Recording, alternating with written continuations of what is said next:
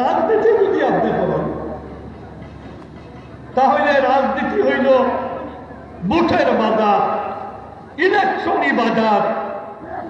যার কারণে এই দেশ খালি নমাজি ভোট দিয়ে যদি আপনি ইলেকশন করতে চাই তো আপনি আপনার চকলেট চোখা ছাড়া কোনো ফায়দা হাসিল করতে পারেন।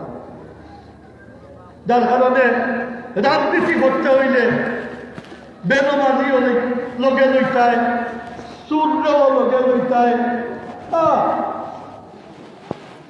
লাঠিয়া গুন্ডারেও লগে লইতায়, শিক্ষিত অশিক্ষিতরেও লগে লইতায়। এই দেশের যত জাত মানুষ বসবাস করুন, অত জাত মানুষের ভোট হাসিল করা দরকার, তখন কি আপনি হাস করেন।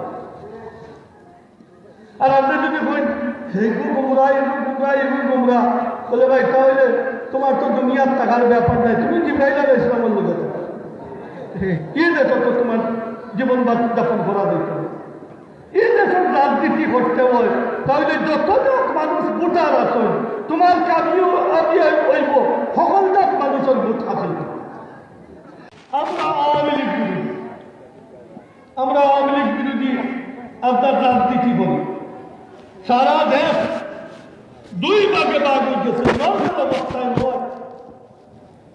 এক ভাগ বামপন্থী ধর্ম নিরপেক্ষতার আপনার স্লোগান দেয়, তা এটা হলো আওয়ামী লীগ। আর আওয়ামী লীগের বিরুদ্ধে আমরা সব, বিএনপি জামাত সহ সব। এখন আপনি যদি বলেন বিএনপির লোকে মিশতাম নাই, জামাতের লোকেও মিশতাম নাই, আমি ভাই রুহুল কুদুস দুসলা, আমি সবাইও দেখতে পারতাম নাই, হিবাই আওয়ামী লীগ, হিবাই বিএনপির নারী নেতৃত্ব, হিবাই মৌদুদি।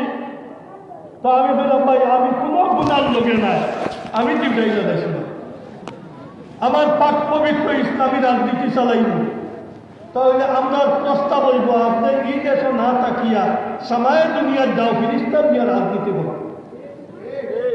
এই দেশের রাজনীতি কোনো দরকার নেই।